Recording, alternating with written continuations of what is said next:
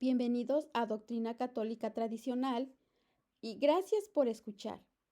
Comenzamos con nuestras oraciones de siempre. Pater noster qui es in celis, sanctificetur nomen tuum, adveniat regnum tuum, fiat voluntas tua, sicut in cielo et in terra.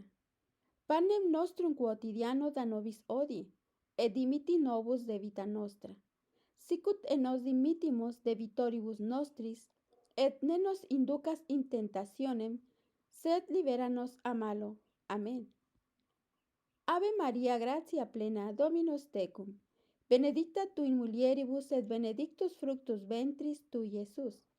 Sancta Maria Mater Dei, ora pro nobis peccatoribus, nunc et in hora mortis nostre. Amén. Sancte Micaeli Arcangele, defende-nos in praelio, contra nequitiam en insidias diaboli, esto presidium. Imperet illi Deus, supplices deprecamur.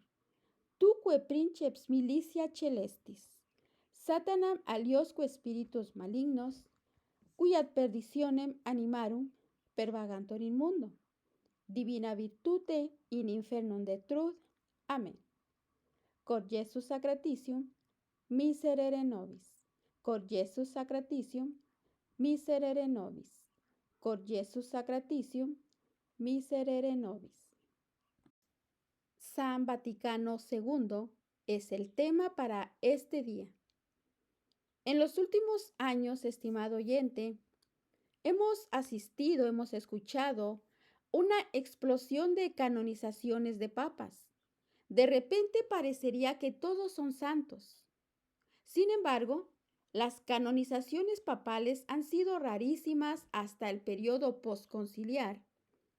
Veamos algunos datos. Desde el siglo XVI hasta el Vaticano II, solamente 2 papas han sido canonizados. Y vaya que 2 papas, San Pío V y San Pío X. San Pío V falleció en 1572 y fue canonizado por el Papa Clemente XI en el año 1712, 140 años después. Mientras que San Pío X falleció en 1914 y fue canonizado por el Papa Pío XII en el año 1954. Por no hacer demasiado cansado este artículo, me limitaré ahora solamente a un periodo suficiente a modo ilustrativo. Desde el siglo X tenemos una lista importante de papas beatificados esperando a ser canonizados. El que más tiempo lleva es el Papa Víctor III, que lleva 936 años esperando ser canonizado. El Beato Urbano II, del año 1099, 924 años esperando. El Beato Eugenio III, del año 1153, 870 años esperando también ser canonizado. El Beato Gregorio X, del año 1276, 747 años esperando. El Beato Inocencio del año 1276, 747 años esperando. El Beato Benedicto XI del año 1304, 719 años esperando también ser canonizado. El Beato Urbano del año 1370, 653 años esperando su canonización. El Beato Inocencio XI del año 1689, 334 años esperando también. El Beato Pío IX del año 1878, 145 años esperando su canonización. En el periodo descrito desde el siglo X hasta el Vaticano II, se canonizaron tan solo 5 papas: San León XIII, San Gregorio VII, San Celestino V, San Pío V y San Pío X. Según estos datos, se evidencia sin duda alguna que las canonizaciones papales han sido algo muy raro. 5 en 1000 años, lo cual da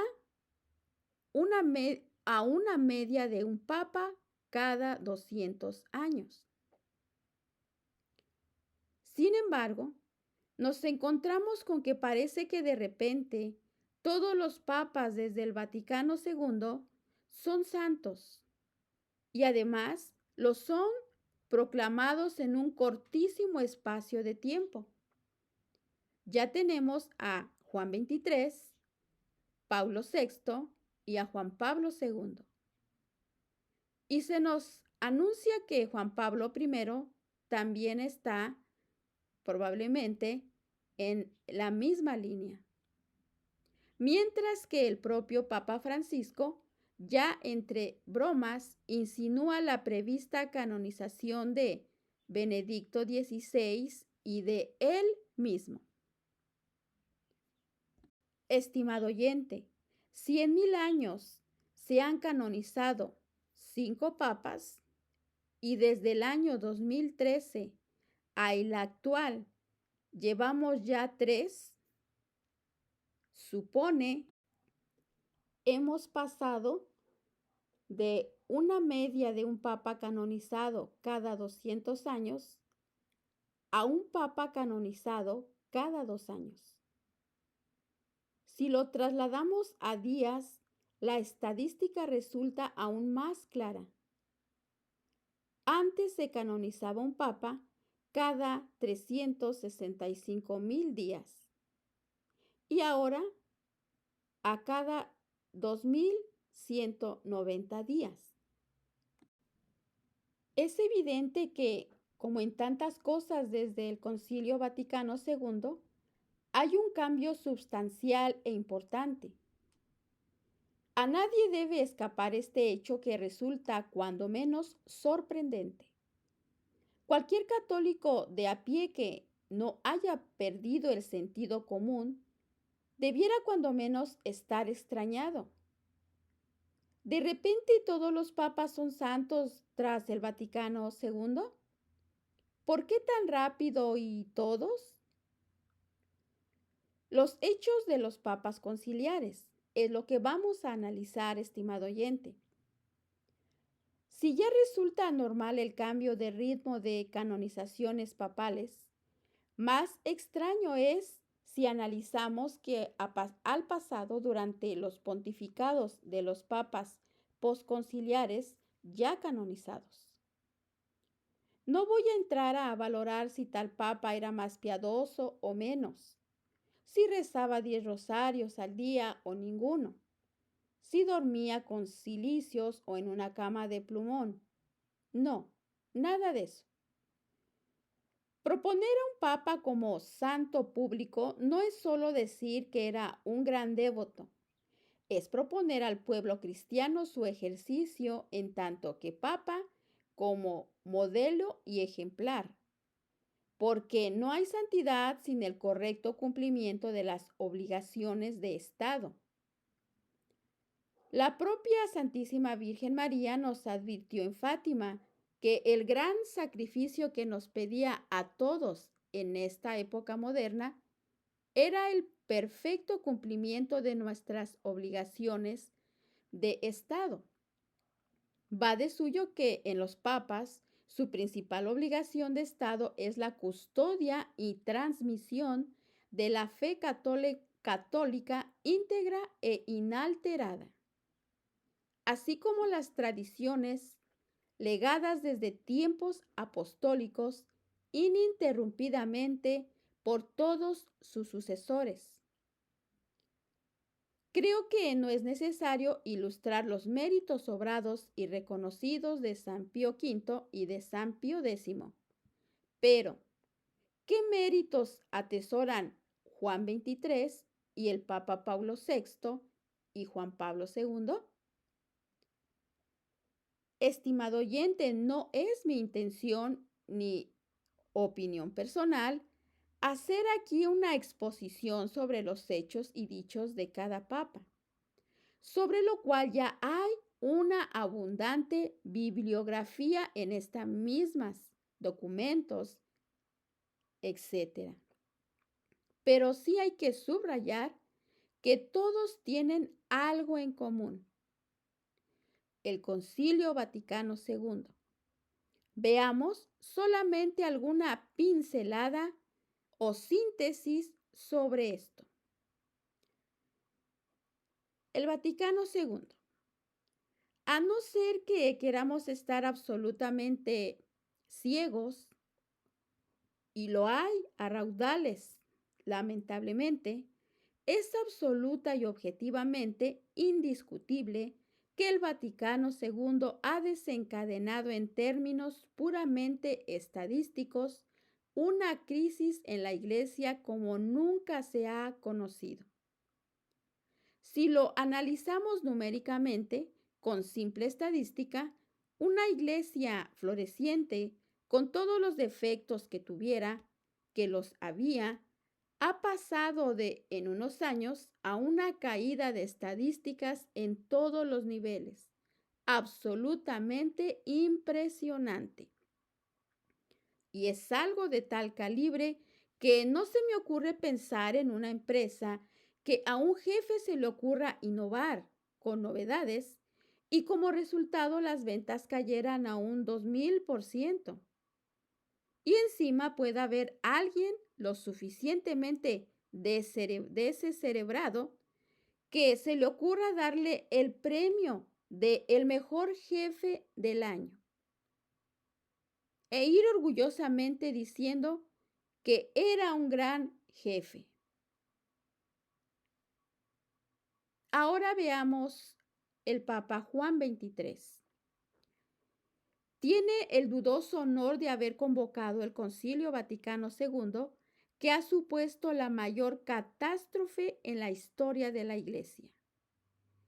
Ese honor se ve acrecentado por la nefasta línea maestra que marcó en la apertura del concilio y que ha supuesto, de hecho, la guía de actuación hasta hoy día, de inacción y complicidad de todos los papas posconciliares y obispos.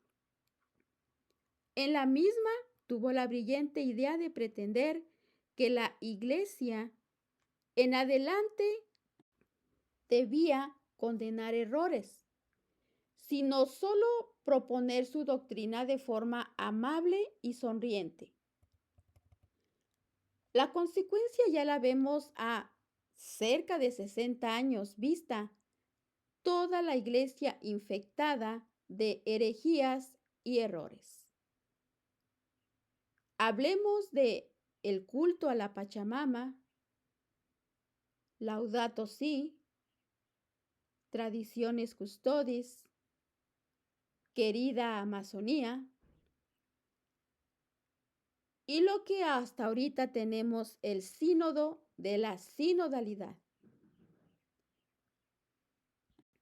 Estimado oyente, la Iglesia Católica siempre se opuso a estos y muchos otros errores. Frecuentemente los condenó con la mayor severidad. En nuestro tiempo, sin embargo, la esposa de Cristo, la Iglesia Católica, prefiere usar la medicina de la misericordia más que la de la severidad o la justicia de Dios. Ella quiere venir al encuentro de las necesidades actuales, mostrando la validez de su doctrina más bien que renovando condenas.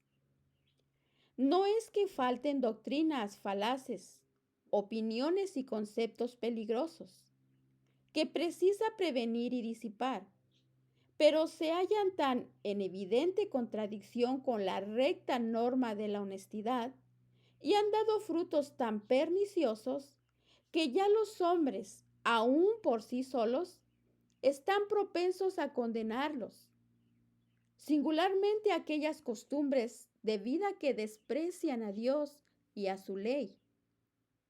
La excesiva confianza en los progresos de la técnica, el bienestar fundado exclusivamente sobre las comodidades de la vida. El Papa Juan XXIII no fue solo el irresponsable convocante del Concilio Vaticano II, sino que de principio marcó ya la línea errónea a seguir. Y me atrevo a afirmar que este discurso ha sido uno de los más devastadores para la Iglesia en los últimos 60 años. Ahora analicemos el Papa Pablo VI. Si Juan XXIII, el Papa, fue el irresponsable, que no es opinión propia, sino es a la luz del magisterio de la Iglesia, analizando. Fue el irresponsable que preparó la tormenta. Pablo VI fue quien la agitó y concluyó. Al igual que el Papa Juan XXIII, mucho se podría decir sobre su pontificado, pero me centraré en especial en un aspecto, la reforma litúrgica.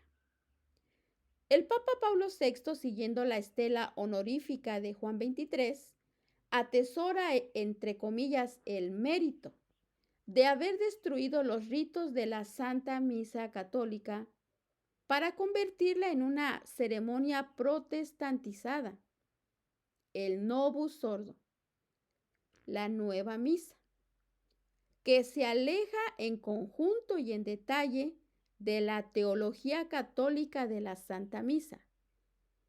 Esto lo afirmó el cardenal Ottaviani y el cardenal Bacci, defensores de la fe católica.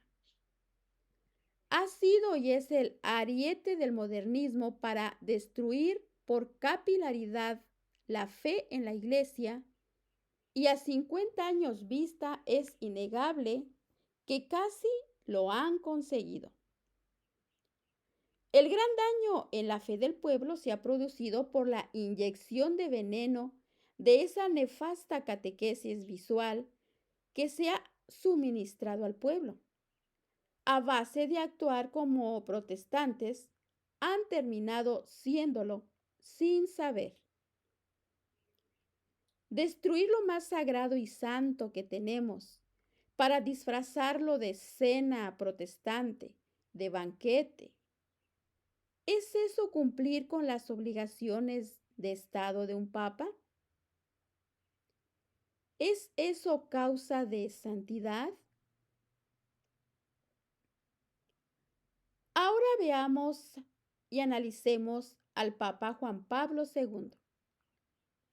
Si el Papa Juan XXIII fue el causante de la tormenta y Pablo VI el que la ejecutó, Juan Pablo II ha sido el Papa bajo cuyo mandato se ha implantado el Vaticano II y bajo cuyo pontificado las estadísticas de la Iglesia a todos los niveles han llegado a su máxima expresión de negatividad en cuanto a vocaciones y herejías.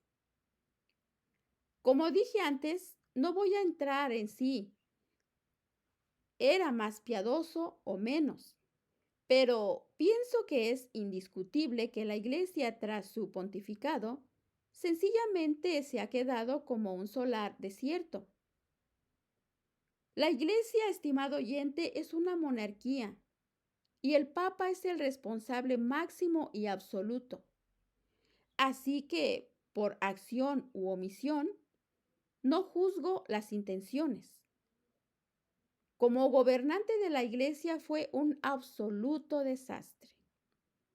Pretender lo contrario con los números que dejó es sencillamente engañarse a uno mismo. Es por esto que, estimado hermano católico, es nuestro deber estudiar y leer encíclicas y documentos antes del Concilio Vaticano II y posteriormente las nuevas encíclicas después del Concilio Vaticano II y veremos la tremenda diferencia, el gran desastre. Pero demos también una pincelada del pontificado en uno de sus actos culminantes, el encuentro de Asís, que, según el propio Juan Pablo II, fue una especie de catequesis viva del Concilio Vaticano II. San Pío XI, en su encíclica Mortalium Animus, hablaba en referencia a este tipo de encuentros, sin ambages de falsa opinión de los que piensan que todas las religiones, con poca diferencia, buenas y laudables, pues, aunque de distinto modo, todas nos demuestran y significan igualmente el ingénito y nativo sentimiento con que somos llevados hacia Dios y reconocemos obedientemente su imperio. Y advertía que cuantos se adhieren a tales opiniones y tentativas se apartan totalmente de la religión revelada por Dios. El encuentro de Asís no es, pues, un detalle o una anécdota, como los Juan Pablo Lotras, que suelen repetir para pasar de puntillas por él, sino que es un acto de extrema gravedad. Un encuentro que se aparta totalmente de la religión revelada por Dios. Es decir, un auténtico acto de apostasía y escándalo público. La jornada de Asís, luego repetida por Benedicto XVI, dicho sea de paso, fue un resumen según un brillante análisis de sí o no. Veamos. ¿Fue una ofensa a Dios? Usted responderá en conciencia sí o no. Fue una negación de la necesidad universal de la redención. Usted a conciencia responda sí o no. ¿Fue una justicia y una falta de caridad hacia los infieles? Usted responda. ¿Un peligro y un escándalo para los católicos? Usted responda a conciencia. ¿Una infidelidad que traiciona la misión de la Iglesia y de San Pedro? A conciencia, usted responda. ¿Cómo es posible que un papa, a la vez que se aparta por completo de la revelación, cumpla con su obligación suprema de Estado de custodiar la fe? Sencillamente imposible de conciliar y es pues ridículo, auténtica ceguera espiritual. El que haya gente que critica a Papa Francisco y habla de Papa Juan Pablo II era un santo, veamos la conclusión.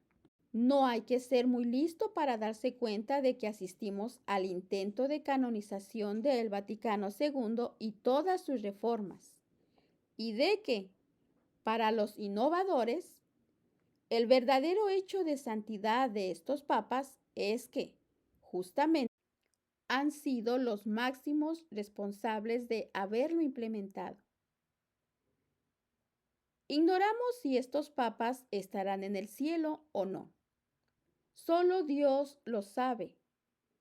Pero de lo que sí estamos seguros es que no han sido ningún modelo en el cumplimiento de sus obligaciones de Estado, en defender la fe, en defender la doctrina bimilenaria, sino muy al contrario. Han sido los máximos responsables de la hecatombe que vivimos desde hace más de 60 años, ya sea por acción, omisión, complicidad o negligencia en el ejercicio de su cargo. y al que a eso le quieran llamar santidad. Ya es en sí mismo otro elemento de la crisis de la Iglesia. Promover modelos que no lo son, ya sea por acción, omisión, complicidad o negligencia en el ejercicio de su cargo, y al que a eso le quieran llamar santidad. Ya es en sí mismo otro elemento de la crisis de la Iglesia. Promover modelos que no lo son. Estimado oyente, hermano católico en la fe, como usted se habrá dado cuenta, quizá ya está enterado, quizá no, pero la Santa Iglesia Católica siempre ha sido perseguida y ahora en estos tiempos mucho más. Está siendo atacada internamente y la presente crisis se distingue de las anteriores crisis de la Iglesia principalmente en algo muy importante, en que son las más altas autoridades de la Iglesia quienes la han provocado, quienes la prolongan y quienes impiden que se tomen medidas eficaces para resolverla.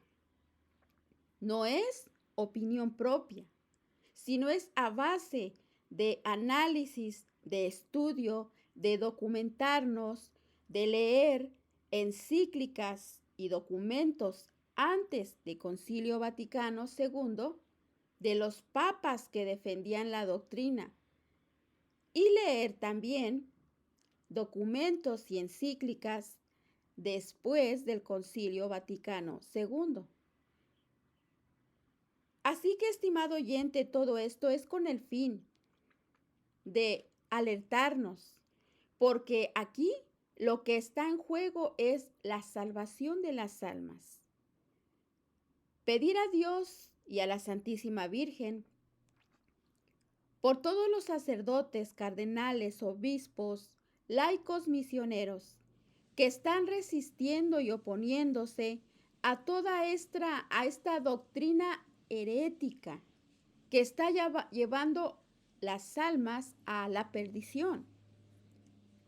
Y también pedir a la Santísima Virgen su gran intercesión para que todos aquellos consagrados de su Hijo, toda la jerarquía y magisterio que lo han traicionado, que están haciendo todo lo contrario a lo que Él les encomendó, se arrepientan en el nombre de Cristo Jesús, porque nosotros no los juzgamos, no tenemos la autoridad ni debemos de hacerlo, solo Dios los va a juzgar. Pero sí es nuestro deber alertar una vez más y resistir aquello en lo que corre peligro las almas. Ave María, gracia plena, Dominus tecum, benedicta tu in mulieribus, et benedictus fructus ventris tui, Jesús. Santa María, Mater Dei, ora pro nobis peccatoribus, nunc et in hora mortis nostre. Amén.